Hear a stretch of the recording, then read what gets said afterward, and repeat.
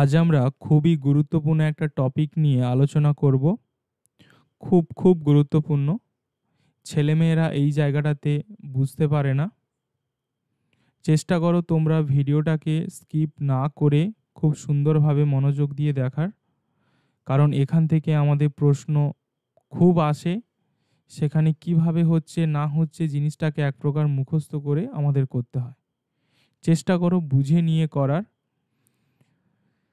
জিনিসটা হচ্ছে ত্রুটির গণনা, ক্যালকুলেশন অফ এরর। ইতিমধ্যে আমরা ত্রুটি কিভাবে হয় সেটা নিয়ে গত ক্লাসে আলোচনা করেছি। চাইলে তোমরা ওটা দেখে নিতে পারো আগে।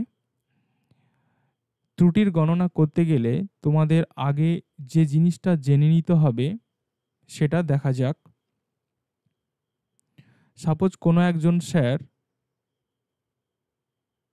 একটা দণ্ড 5 জন স্টুডেন্টকে মেপে দিতে বলল যে এই দণ্ডের দৈর্ঘ্য কত হবে। এবারে তোমরা যদি একটু ভেবেচিন্তে দেখো, 5 জন স্টুডেন্ট ওই দৈর্ঘ্যটাকে তো মাপবে। বিভিন্ন স্কেল আছে, আমাদের মিটার স্কেল আছে, ভার্নিয়ার স্কেল আছে। তো সাপোজ আমি ধরছি ভার্নিয়ার স্কেল দিয়ে কিংবা যে কোনো একটা স্কেল দিয়ে দৈর্ঘ্যটাকে পরিমাপ করছে ছেলেমেয়েরা। এবারে 5 জন ছেলেমেয়ের দৈর্ঘ্য যে একেবারে সেম বেরোবে এমন কোনো কথা নেই। সেখানে দেখা যাবে 5 জন ছাত্রছাত্রীর মান 5 রকম এসছে। উদাহরণস্বরূপ আমি যদি বলি, প্রথম স্টুডেন্টের দৈর্ঘ্য এসছে L1 5.1 সেন্টিমিটার, দ্বিতীয় স্টুডেন্ট তার এসছে 5.2 সেন্টিমিটার, তৃতীয় স্টুডেন্টের এসছে 5.3 সেন্টিমিটার, তারপরে এসছে 5.4, তারপরে এসছে 5.5। যদিও ভার্নিয়ার স্কেলে যদি ছেলেমেয়েরা পরীক্ষা করতো তাহলে এতটা মানের পার্থক্য হয় না, তাহলে কিন্তু পুরো প্র্যাকটিক্যালটা ওরা ভুল করেছে। সেখানে এতটা মানের ফ্ল্যাকচুয়েশন হয় না। যাই হোক, আমি যাতে তোমরা বুঝতে পারো উদাহরণটা, সেই কারণে এই ধরনের একটা মান আমি নিয়েছি। 5 জন স্টুডেন্ট দেখো 5 রকম মান বের করে দিয়েছে। এবারে ওই স্যারের পক্ষে কিন্তু খুব ডিফিকাল্ট হবে সঠিক মান কত বুঝে ওঠার। তিনি কি করবেন ওই পরিস্থিতিতে? তার কাছে কিন্তু একটা উপায় আছে। তিনি কি করবেন, এই 5 জনের মানকে গড় মান বের করবেন। গড় মান কি করে বের করা হয়?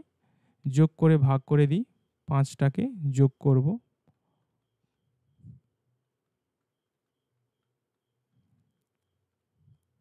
দিয়ে আমরা কি করি, 5 দিয়ে ভাগ করে দেব। এটা যদি তোমরা করো দেখতে পাবে এই 5.3 আসবে সেন্টিমিটারে, আমি বললাম। তাহলে কি বুঝলাম, ওই স্যার এই 5 জনের মানকে 5.3 বলবেন। কেন না, দেখো 5.3টা এমন একটা মান যেটা প্রত্যেকেই সন্তুষ্ট করতে পারে। অর্থাৎ যদি ওই স্যার 5.3 নেয় তাহলে বলা হবে এটা 5.1-এরও কাছাকাছি, 5.2-এরও কাছাকাছি, 5.4, 5.5, মানে সবাইকেই স্যাটিসফাইড করে দিল স্যার। তো সেই কারণেই কি করলো, গড় মানটাকে বের করলো। তো এটাকেই আমরা বলছি সঠিক মান। এক প্রকার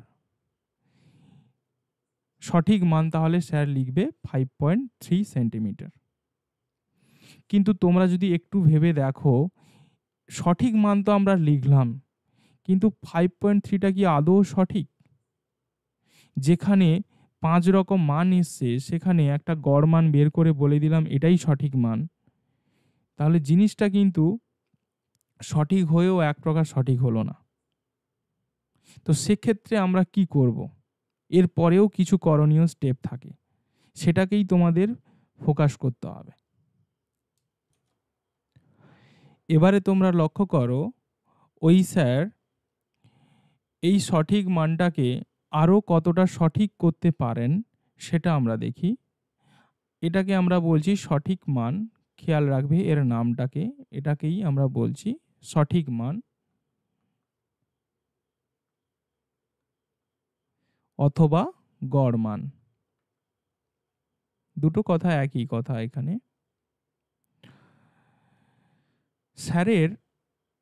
স্যার চাইলে আরো একটু ক্যালকুলেশন করতে পারেন। সেটা কি, প্রথম স্টুডেন্ট ফার্স্ট স্টুডেন্ট কত ভুল করলো।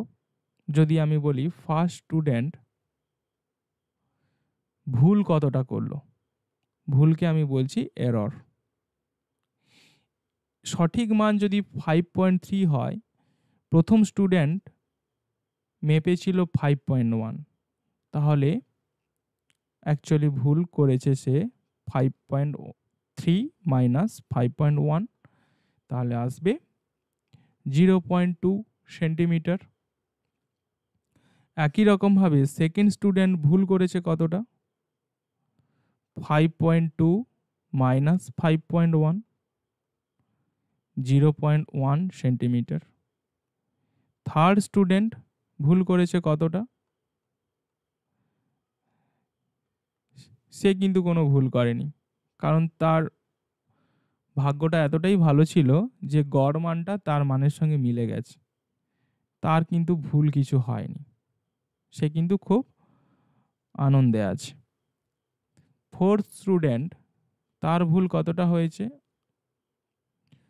5.3 মাইনাস 5.4। এখানে কিন্তু আমরা মাইনাসে লিখব না, আমরা বলছি কতটা ভুল করেছে। শুধু মানটাকে যদি চাই, আমরা জানি সেটাকে মডিউলাস সাইনের মধ্যে রাখি। মডিউলাস মানে আমরা জানি শুধুমাত্র এর পরম মানটাকে দেয়, অর্থাৎ মাইনাস 0.1 আছে, সেটাকে আমরা বলছি, প্লাস লেখার কোনো প্রয়োজন নেই, 0.1। আমরা বলছি কতটা ভুল করেছে, 0.1 মাপতে ভুল করেছে। ফিফথ স্টুডেন্ট ভুল করেছে 5.3 মাইনাস 5.5, তাহলে সরি এখানেও আমরা মাইনাসে লিখব না, আমরা শুধু মানটাকেই বলতে চাইছি 0.2 সেন্টিমিটার। তাহলে প্রত্যেকের কিন্তু ত্রুটি পেয়ে গেলাম, 5খানা ত্রুটি পেয়ে গেলাম। অর্থাৎ এটাকে আমি, যেহেতু এরর, এটাকে আমি বলছি E1, এটাকে বলছি E2, অর্থাৎ error number 2, E3, E4, E5। তাহলে স্যারের কিন্তু একটা উচিত ছিল এই এররগুলোরও একটা গড় বের করা উচিত ছিল। অর্থাৎ আমি বলতে চাইছি গড় এরর কত এসছে, E2, E3 plus E5 divide by 5, মানে 5 জন স্টুডেন্ট মিলিয়ে মিশিয়ে গড় কত এরর করেছে বা ভুল করেছে। এটাকে আমরা কি করে করব, প্রত্যেকটা আমি ভ্যালু লিখছি, 0.1 plus 0 plus 0.1 plus 0.2 plus divide by 5। তার মানে এখানে আসবে, দেখো এটা 0.3, এটাও 0.3, তার মানে 0.6 ডিভাইড বাই 5। এটা করলে কি আসে আমরা করে নিচ্ছি,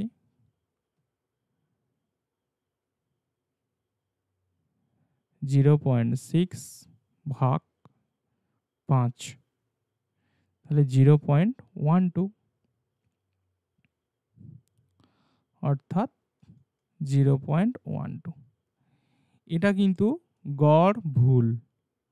গড় ভুল মানে বলা হচ্ছে প্রত্যেকে প্রায় এই ভুলটাই করেছে, 0.12 এই ভুলটা করেছে। তাহলে স্যারের কিন্তু উচিত, তিনি যে সঠিক মানটা পেয়েছিলেন 5.3, তিনি তাহলে বলে দিতে পারেন যে ছেলেমেয়েরা 0.12 ভুল করেছে। মানে স্যার যদি দৈর্ঘ্যটাকে হেড স্যারের কাছে গিয়ে জমা দেন, তাহলে কিন্তু স্যার এইভাবে বলবেন যে দেখুন স্যার, ছেলেমেয়েরা তো পরিমাপ করেছে বিভিন্ন রকম করে, তো সঠিক মান একটা পেয়েছি 5.3, তো সেখানে আপনি এই প্লাস মাইনাস 0.12টা কনসিডার করে নেবেন। মানে অর্থাৎ মানটা হতে পারে এরকম 5 পয়েন্ট, যদি এটা যোগ করি তাহলে আসবে 42, অথবা যদি বিয়োগ করে দিতাম তাহলে আসবে 5 পয়েন্ট, এটা আসবে 18 আই থিঙ্ক, 10 2 3, হ্যাঁ ঠিক আছে, 5.18 অথবা 5.42। তিনি কিন্তু হেড স্যারকে গিয়ে এইভাবেই কথাটা বলবেন যে ছেলে মেয়েদের মান এসছে 5.3, সেখানে ছেলেমেয়েরা ভুল করেছে 0.12, অর্থাৎ আপনি এই ভ্যালুটা কনসিডার করে নেবেন। মানে কি বোঝায় যে 5.3 এর থেকে কখনো এরকম হতে পারে, কখনো এরকম হতে পারে। তাহলে কিন্তু জিনিসটা আরো সঠিকভাবে স্যারের কাছে তুলে ধরা গেল। ব্যাপারটা কি বোঝা গেল? তাহলে এই মানটাকে আমি কি বলবো, এই যে দৈর্ঘ্যটা আগের সঠিক মান ছিল, সঠিক মান ছিল 5.3 সেন্টিমিটার, তাহলে এখন এই মানটাকে কি বলবো? এটাকে বলবো চূড়ান্ত মান। কি মান? চূড়ান্ত মান। অর্থাৎ এই মানের উপরে আর কোনো কথা হতে পারে না। এই জিনিসটাকে আমরা বলছি এরর। 0.12 প্লাস মাইনাস 0.12, অর্থাৎ মেন যে ভ্যালু 5.3 থেকে কখনো এইটা বাড়তে পারে অথবা কমতে পারে। তোমাদের জানার বিষয় যেটা, সঠিক মান কাকে বলছে আর চূড়ান্ত মান কাকে বলছে। সঠিক মান হচ্ছে স্যার যেটা গড় বের করেছিলেন ওটাই সঠিক মান, গড় বের করেছি মানে সঠিক হয়ে গেছে। আর স্যার গিয়ে হেড স্যারের কাছে গিয়ে যেটা জমা দিয়েছেন ওটাই চূড়ান্ত মান, যার মধ্যে পার্সেন্টেজ এরর কিন্তু ঢুকে আছে, সঠিক মান থেকে কিছুটা বাড়িয়ে কমিয়ে জিনিসটাকে ক্যালকুলেট করে দিয়েছেন। এই জিনিসটা যদি বুঝতে পারো তাহলে আমি মেন ক্যালকুলেশনে গিয়ে দেখাচ্ছি কিভাবে আরো সুন্দরভাবে করা যায়। এবার পুরো জিনিসটাকে গাণিতিকভাবে লেখার চেষ্টা করি আমরা। একদমই সহজ। আমরা তো দেখেছিলাম 5 জন স্টুডেন্ট 5 রকম ভ্যালু পেয়েছিল, এরকম 5 রকম ভ্যালু পেয়েছিল। আমরা বলেছি গড় মান বা যেটাকে আমরা বলছি সঠিক মান,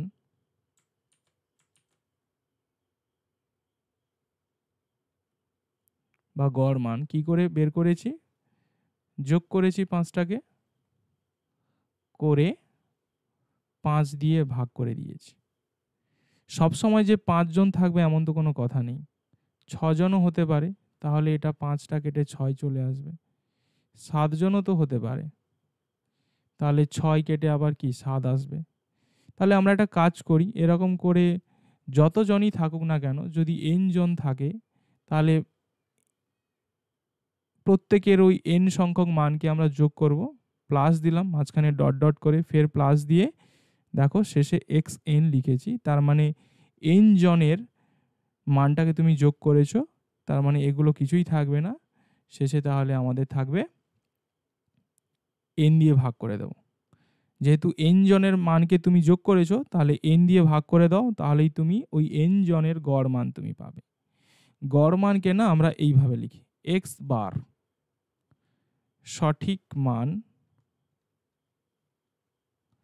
বা যেটাকে আমরা বলছি গড় মান, এটা তোমরা জেনে রাখো, গড়কে আমরা এরকম বার দিয়ে দেখাই, এটা একটু জেনে নাও আর কি। x1 plus x2 plus x3, আমি আর লিখছি না, খুব কষ্ট হচ্ছে, plus dot dot dot plus xn divide by n, এটাকেই আমরা বলছি সঠিক মান। তারপরে স্যার এসে কি করলো? স্যার এসে আবার প্রত্যেকের এরর বের করলো, কতটা করে ভুল করেছে। অর্থাৎ সেই এররটা কিভাবে বের করেছেন না, দেখো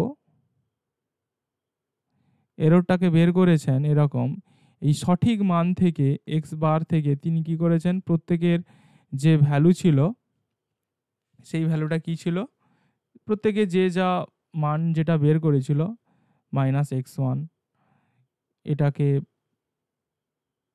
এটা একটা ছিল প্লাস, আবার দ্বিতীয় জন কতটা ভুল করেছে, x বার মাইনাস x2, সঠিক মান থেকেই আমরা বিয়োগ করেছি, plus x bar minus x3। এরকম করে করে তিনি আবার এটাকে, যেহেতু এটা 3টে নিয়েছি, এরকম করে কিন্তু n সংখ্যক পর্যন্ত গেছে, তার মানে আবার n দিয়ে ভাগ করেছি। তার মানে এর মানে বোঝাচ্ছে গড়গুলোরও আমরা ত্রুটিগুলোরও আমরা মানে গড় মান বের করছি। তো সেখানে বলেছিলাম মাইনাস আসলেও প্লাস করে দিতে হবে, কারণ আমরা শুধু মানটা নেব। তো সেই কারণে এখানে সবথেকে ভালো হবে এটাকে মডিউলাস সাইনের মধ্যে রাখা, অর্থাৎ আমরা শুধু পরম মানটাকে নেব। তাহলে এই এররেরও গড় তিনি বের করলেন।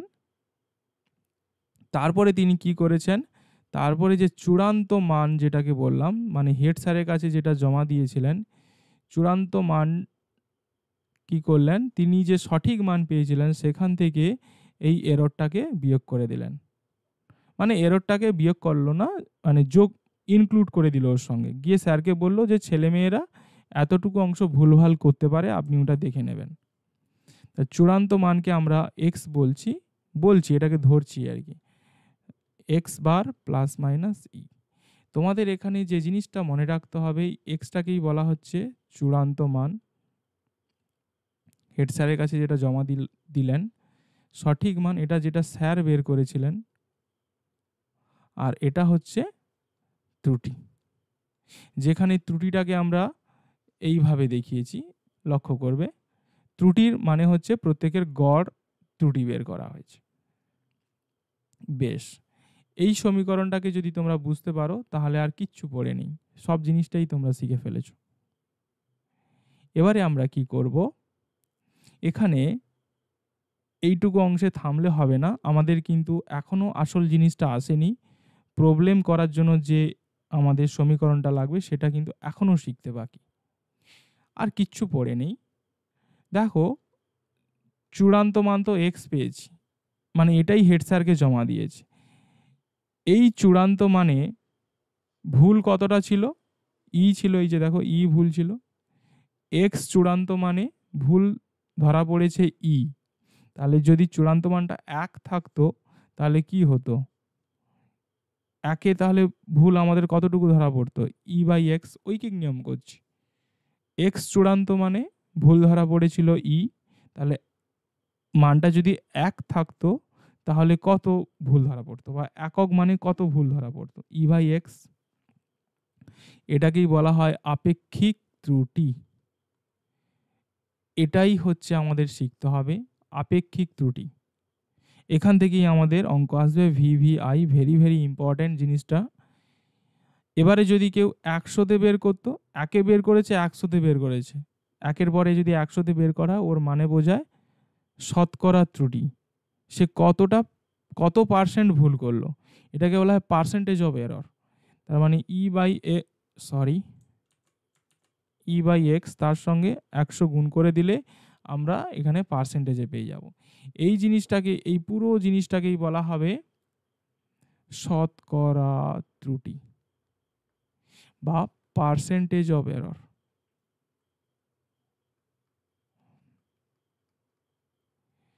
খুবই মারাত্মক একটা জিনিস, জাস্ট এই জিনিসটাই তোমাদেরকে বারবার করে করতে হবে, এই জিনিসটাই বুঝে নিতে হবে।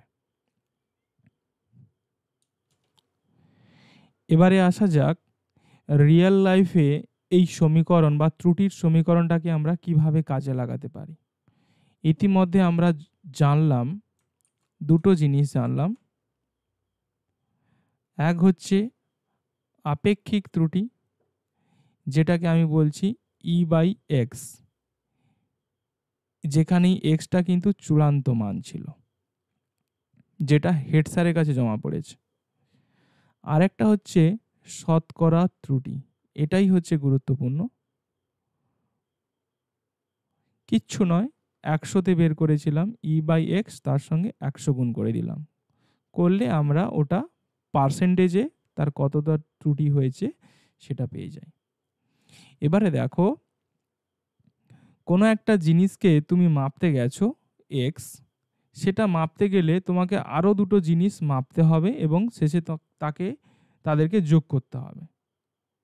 কি বললাম? স্যার তোমাদেরকে কোনো একটা জিনিস বের করতে বলেছেন দৈর্ঘ্য, যেটাকে আমি বলছি এক্স, সেটা মাপতে গেলে তোমরা দেখতে পাচ্ছ, ধরো আরও দুটো জিনিস তোমাদেরকে মাপতে হবে। তার মানে প্রথমে তোমরা এটা বের করবে কত হচ্ছে, এটা বের করবে কত হচ্ছে, তারপরে দুটোকে যোগ করে দিয়ে স্যারকে এই মানটা জমা দিয়ে দেবে যে স্যার আমি এই মানটা বের করেছি। তার মানে আমি বলতে চাইছি এমন একটা সমীকরণ যেটার মান বের করতে গেলে আরও দুটো ভৌত রাশি এ বি যেহেতু পরিমাপ করতে পারছো, এদেরকে ভৌত রাশি বলছি, তো সেই ভৌত রাশি দুটির যোগফল বের করতে হয়, সেক্ষেত্রে ত্রুটি আমাদের কত আসে। এর জন্য সর্বোপরি একটা কথা মনে রাখবে, ত্রুটি সর্বদা যোগ হয়। জাস্ট এই কথাটা মনে রাখবে, ত্রুটি সর্বদা যোগ হয়। আমরা আমাদের রিয়েল লাইফে যত ত্রুটি করি, যত ভুল করি, দিনের শেষে এসে সেই সমস্ত ত্রুটিকে কিন্তু আমরা যোগ করি, করে আমরা বলি যে আমি সারাদিনে এতটুকু ত্রুটি করেছি। তো সেই কারণে ত্রুটি সর্বদা সর্বদা সর্বদা যোগ হয়, ত্রুটি কখনোই কমে না। ত্রুটি যে করবে সব সময়ের জন্য যোগ হতেই থাকে, যোগ হতেই থাকে, ভুল সবসময় যোগ হতে থাকে। এই জিনিসটা তোমরা মাথায় রাখবে। তাহলে এই রকম একটা সমীকরণে যদি আমরা এক্সটাকে পরিমাপ করতে গেলে কত ত্রুটি হতে পারে সেটা বের করতে চাই, তার জন্য তোমাদেরকে আগে তারপরেই ঠিক ভাবতে হবে যে এ কে পরিমাপ করতে গেলে কত ত্রুটি হবে আর বি কে পরিমাপ করতে গেলে কত ত্রুটি হবে, দিয়ে দুটো ত্রুটিকে আমরা যোগ করে দেব, কারণ দুটোকেই তো পরিমাপ করছি, সেক্ষেত্রে ত্রুটি পেতেই পারি। তো সেই দুটো ত্রুটিকে আমরা যোগ করে দেব, করে দিলে মেন যে এক্স পরিমাপ করতে গেলে যে ত্রুটি সেটা পেয়ে যাব। কেন না, ত্রুটি সর্বদা যোগ হয়, অর্থাৎ এ পরিমাপ করতে গেলে যে ত্রুটি আসবে সেটা তুমি বের করবে, বি পরিমাপ করতে গেলে যে ত্রুটি আসবে সেটা বের করবে, অবশেষে দুটোকে যোগ করে দেবে। এটাই হচ্ছে ফান্ডা। তাহলে আমি শতকরা ত্রুটি বলছি, ধরো এক্স এর চূড়ান্ত মান তো এক্সই বলছি, তাকে মাপতে গিয়ে তুমি ভুল করেছো ডেল এক্স। ডেল এক্স মানে ওই এর মতোই ভাবো, এটা কেউ না এই এরর। ডেল এক্স মানে কিছু একটা এক্সেরই কিছু একটা ক্ষুদ্র মান যেটা তুমি ভুল করতে পারো, কারণ ত্রুটি তো আর বিশাল বড় হয় না, খুব স্লাইড হয়, এরকম একটা ব্যাপার। তাহলে এক্স হচ্ছে চূড়ান্ত মান, তো সেটাকে পরিমাপ করতে গিয়ে ভুল হয়েছে ডেল এক্স, যেমন দেখো এইটাই লিখেছি, ত্রুটি হয়েছে, চূড়ান্ত মান ছিল এক্স। তাহলে এক্স পরিমাপের এটা কি হলো, আপেক্ষিক ত্রুটি। এর সঙ্গে যদি তুমি 100 গুণ করো, আচ্ছা আগে আমি আপেক্ষিক ত্রুটিটা বের করি। যদি বলা হয় এক্স পরিমাপে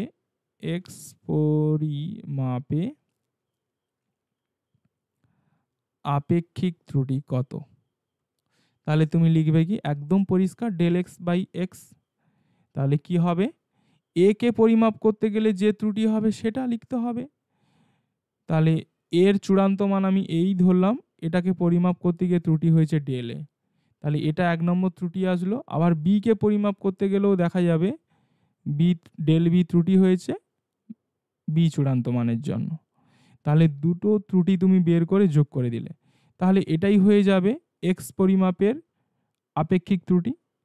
এবারে যদি বলা হয় এক্স পরিমাপে শতকরা ত্রুটি, খুব খুব গুরুত্বপূর্ণ, এটাই আমাদের শিখতে হবে। তাহলে তুমি কি লিখবে, ত্রুটি ডিভাইড বাই তার চরম মান বা চূড়ান্ত মান ইন্টু কি 100 গুণ করবে, কারণ 100তে বের করি, 100 গুণ করে দেবে। তাহলে এটারও প্রত্যেকটার পার্সেন্টেজ বের করতে হবে, এরও পার্সেন্টেজ কত হবে সেটা বের করবে, এরও পার্সেন্টেজ কত হবে সেটা বের করবে, কিচ্ছু নয়, 100 দিয়ে গুণ করে দেবে, del A by A into 100। এটাও তাহলে পার্সেন্টেজে বেরিয়ে গেল। পরেরটাও কি আসবে, del B by B into 100, এটাও পার্সেন্টেজে বেরিয়ে। তাহলে এটারও পার্সেন্টেজ দুটো যোগ হয়ে গিয়ে তাহলে এক্স পরিমাপের কত পার্সেন্টেজ তুমি ভুল করেছো সেটা তুমি পেয়ে যাবে। এটা গেল যোগের নিয়ম, কোনো একটা সমীকরণ যোগ আকারে আছে। এবারে যদি একই রকম থাকতো, ওইটাকে পরিমাপ করতে গিয়ে ধরো মাইনাস করতে হবে, কোনো একটা মান বের করবে, ফের কোনো একটা মান বের করে দুটোকে বিয়োগ করলে তবেই ওই তোমার ওই মানটা আসবে। তাহলে এখানেও একই রকমভাবে যদি আমরা প্রথমে আপেক্ষিক ত্রুটি বের করি তাহলে কি লিখবো, ডেল এক্স বাই এক্স, এটা হচ্ছে আপেক্ষিক ত্রুটি, সমান কি আসবে, ডেল এ বাই এ পরিমাপে আপেক্ষিক ত্রুটি, প্লাস কখনোই মাইনাস আসবে না, খেয়াল করবে এই জায়গায় মাইনাস থাকলেও আমরা এখানে মাইনাস দেব না, ভুল করেও দেব না। কেন? একটাই কথা, ত্রুটি সর্বদা যোগ হয়। তুমি এখানে সমীকরণটাকে ক্যালকুলেশন করছো না, তুমি এখানে ত্রুটিটাকে ক্যালকুলেশন করছো। অর্থাৎ এ কে মাপতে গেলে কতটা ত্রুটি তুমি পাবে, বি কে পরিমাপ করতে গেলে কতটা ত্রুটি পাবে, সবকটাকে যোগ করবে তুমি। সেই কারণে মাঝখানে কিন্তু প্লাস সাইন আসবে। এখানে কি সাইন আছে আমাদের জানার কোনো প্রয়োজন নেই। এবারে যদি বলে পার্সেন্টেজ ত্রুটি কত আসবে, তাহলে এর মানে কি বোঝায়, 100 জাস্ট গুণ হয়ে যাবে। তার মানে এখানেও আসবে কি, ডেল এ বাই এর সঙ্গে 100 গুণ হবে, দিলে এটা আমি পার্সেন্টেজে পেয়ে যাব। ফের এটা আসবে ডেল বি বাই বি, এর সঙ্গে 100 গুণ করব, এটাও আমাদের পার্সেন্টেজে চলে আসবে। একই রকম আরও একটা উদাহরণ দিচ্ছি। কোনো একটা পরিমাপ করতে গিয়ে দেখতে পাচ্ছ দুটোকে গুণ করতে হচ্ছে। একই রকমভাবে স্যার এক্সকে পরিমাপ করতে গেল, সেখানে এটাকে বের করতে গেলে এ বি দুটোকে আলাদা করে বের করে তাদেরকে গুণ করতে হবে। সেক্ষেত্রে তাহলে আপেক্ষিক ত্রুটি কত আসবে, এক্স পরিমাপে, যেটাকে আমরা বলছি ডেল এক্স বাই এক্স, এখানে আসবে ডেল এ বাই এ পরিমাপে আপেক্ষিক ত্রুটি, প্লাস গুণ কিন্তু হবে না। আবারও দেখো এখানে মাঝখানে কি আছে আমরা দেখব না, আমরা ত্রুটিটাকে লক্ষ্য করছি। ত্রুটি সবসময়ের জন্য যোগ হতে থাকে, ডেল বি বাই বি, এটা হয়ে গেল। এবারে যদি আসে শতকরা ত্রুটি কত আসবে, তাহলে del X by X into 100 করব, 100তে বের করব, তাহলে প্রত্যেকটার পার্সেন্টেজ আলাদা আলাদা করে বের করে নেব, কাজ শেষ। এটারও পার্সেন্টেজ চলে আসলো, ডেল বি বাই বি এর সঙ্গে 100 গুণ করে দিলাম, এটারও পার্সেন্টেজ চলে আসলো। এই শতকরা ত্রুটিটাই নাই, এটাই হচ্ছে খুব গুরুত্বপূর্ণ, এটাই আমাদের বেশিরভাগ ক্ষেত্রে আসে। তাহলে এটা গেল গুণের নিয়ম, যোগ বিয়োগ গুণ হয়ে গেল। এবারে যদি কি আসতে পারে, একটা সমীকরণ, সেটা ধরো এ বাই বি আকারে আছে, এক্সকে মাপতে বললো, সেটা মাপতে গেলে তোমাকে এ মাপতে হবে, বি মাপতে হবে, দিয়ে দুটোকে ভাগ করতে হবে সাপোজ। তাহলে আপেক্ষিক ত্রুটি কত আসবে, ডেল এক্স বাই এক্স, এখানে আসবে কি del A by A, plus কখনোই ভাগ করব না কারণ ত্রুটি সর্বদা যোগ হয়, ডেল বি বাই বি, কাজ শেষ। এবারে যদি বলে পার্সেন্টেজ কত আসবে, পার্সেন্টেজ অফ এরর, তাহলে ডেল এক্স বাই এক্স মানে কি এর সঙ্গে 100 গুণ হয়ে যাবে, প্রত্যেকটার পার্সেন্টেজ আলাদা আলাদা করে বের করবে, এটারও পার্সেন্টেজে হয়ে গেল, প্লাস করবে, আবার ডেল বি বাই বি এর সঙ্গে 100 গুণ করে প্লাস করবে, মানে পার্সেন্টেজ করে, তাহলে টোটাল পার্সেন্টেজ এরর বেরিয়ে যাবে ভাগের ক্ষেত্রে। এখন যদি খুবই গুরুত্বপূর্ণ একটা ফরম্যাটে করি, ধরো এক্সকে পরিমাপ করতে যাচ্ছ, স্যার তোমাকে পরিমাপ করতে বলল, এটা ধরো হয়ে আছে এ স্কোয়ার, সাপোজ এরকম হয়ে আছে, তার মানে তোমাকে এ পরিমাপ করে সেটাকে স্কোয়ার বের করলে স্যার যেটা বের করতে বলেছেন সেটা তুমি বের করতে পারবে। তাহলে এই রকম সিচুয়েশনে যদি বলা হয় যে এক্স পরিমাপের আপেক্ষিক ত্রুটি কত আসবে, এই ফরম্যাটটাকে লক্ষ্য করবে, এটা কিন্তু খুবই গুরুত্বপূর্ণ একটা ফরম্যাট। আপেক্ষিক ত্রুটি যেটাকে আমরা বলছি ডেল এক্স বাই এক্স বের করতে বলছে, এখানে কি হবে বলো তো, এখানে কিন্তু এ স্কোয়ার মানে এরকম হয়ে আছে, দুবার এ গুণ আছে, তো তার জন্য তোমরা কি করবে, ডেল এ বাই এ, ফের আবার কি করবে ডেল এ বাই এ, এটাকে আমরা দুইবার যোগ করছি বা এরকম করতে পারি, 2 দিয়ে গুণ করে দিলাম, দিয়ে ডেল এ বাই এ বের করলাম। এটাকে যদি এইভাবে দেওয়া থাকতো 2 না দিয়ে x equal to a two the power n দেওয়া আছে, সেক্ষেত্রে তাহলে কি করতে, তাহলে ডেল এক্স বাই এক্স আপেক্ষিক ত্রুটি সমান কি আসবে, দেখো এটা n মানে ততগুলো n আছে, তার মানে এরকম del A by A del A by A এগুলো n বার আছে, তার মানে n বার আছে মানে কি n দিয়ে গুণ করে দাও, একবারই বের করে n দিয়ে গুণ করে দাও, কাজ মিটে গেল। পাওয়ার যদি থাকে পাওয়ারটা সামনে চলে আসবে, তারপরে আপেক্ষিক ত্রুটি বের করলাম। এটা যদি পার্সেন্টেজ বের করতে বলতো del X by X, percentage মানে 100তে বের করতে বললো, তার মানে n তো থাকলো ডেল এ বাই এ এর সঙ্গে ফের 100 গুণ হয়ে গেল, দিলে আমরা পার্সেন্টেজে পেয়ে যাব। ধরো এরকম দিয়েছে, একদম শেষ এটা হলেই তোমাদের হয়ে যাবে। এটাই হচ্ছে মারাত্মক।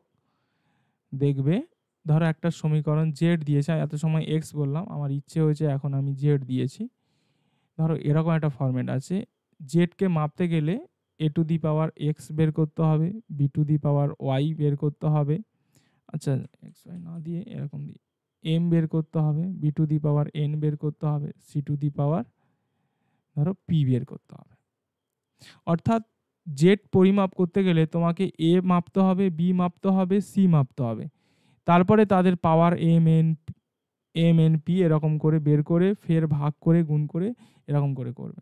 তোমাকে বলল জেড পরিমাপের আপেক্ষিক ত্রুটি কি আসবে, তার মানে কি লিখবে, ডেল জেড মানে কতটা ভুল হলো জেড পরিমাপে ডিভাইড বাই তার চূড়ান্ত মান।